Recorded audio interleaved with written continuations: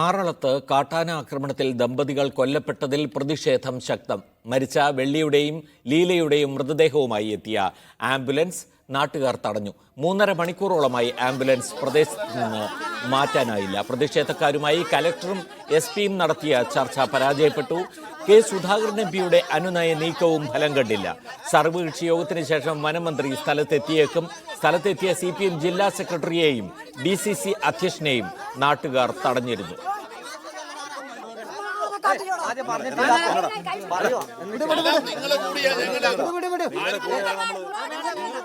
ആറളം ഫാമിൽ നിന്ന് സുനിൽ ഐസക് ചേരുന്നു. സുനിൽ, വളരെ ശക്തമായ പ്രതിഷേധമാണ് നാട്ടുകാർ ഉയർത്തുന്നത് എന്നാണ് മനസ്സിലാക്കുന്നത്. രാഷ്ട്രീയ നേതാക്കൾക്കും അതിൻ്റെ ചൂട് അറിയേണ്ടി വന്നു.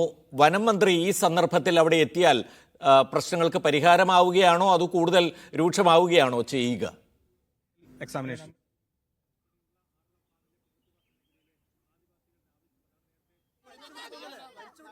പ്രമോദ്, പരിയാരം മെഡിക്കൽ കോളേജ് ആശുപത്രിയിൽ നിന്ന് പോസ്റ്റ്മോർട്ടം നടപടികൾക്ക് ശേഷം 2:30 ഈ കൊല്ലപ്പെട്ട ദമ്പതികളുടെ മൃതദേഹം ഇവിടെ ഫാം 13-ാം ബ്ലോക്കിലേക്ക് എത്തിച്ചത്. 13-ാം ബ്ലോക്കിൽ ഇവരുടെ വീടിനടുത്തേക്ക് തിരിയുന്ന വഴിയിൽ പ്രതിഷേധക്കാർ കമ്പും കല്ലും വലിയ മരത്തടികളും മറ്റുമിട്ട് പലയിടങ്ങളിലായി റോഡ് ഉപരോധിച്ചു.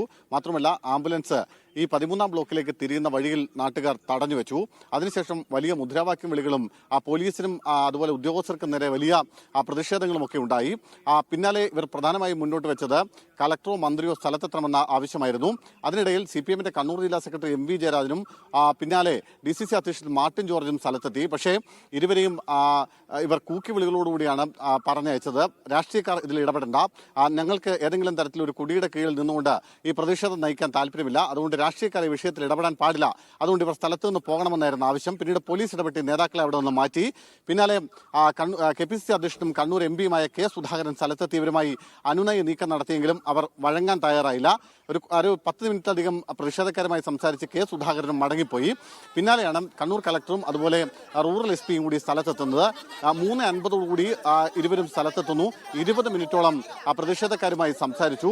പക്ഷേ മന്ത്രി സ്ഥലത്തുണ്ട്. ഏതാണ്ട് കിലോമീറ്ററുകൾക്കപ്പുറത്ത് എടൂരിൽ മന്ത്രി സർവകക്ഷി യോഗത്തിൽ പങ്കെടുക്കുന്നുണ്ട്. അതുകൊണ്ട് മന്ത്രി ഇവിടെ എത്തട്ടെ, മന്ത്രി എത്താതെ ഏതെങ്കിലും തരത്തിൽ ഈ മൃതദേഹം വിട്ടു നൽകില്ല എന്നൊരു തീരുമാനത്തിലേക്ക് പ്രതിഷേധക്കാരെത്തി. ഒടുവിൽ മന്ത്രിയുമായി കളക്ടർ ഫോണിൽ സംസാരിച്ചു.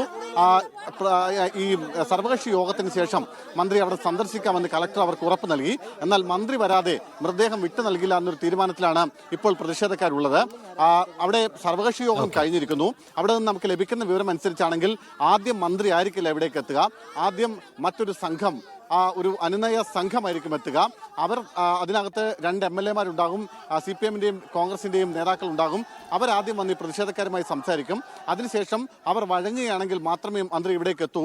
എന്നാൽ മന്ത്രി എത്താതെ മൃതദേഹം വിട്ടു നൽകില്ല എന്ന, അല്ലെങ്കിൽ സംസ്കരിക്കാൻ സമ്മതിക്കില്ല എന്ന നിലപാടിലാണ് പ്രതിഷേധക്കാർ.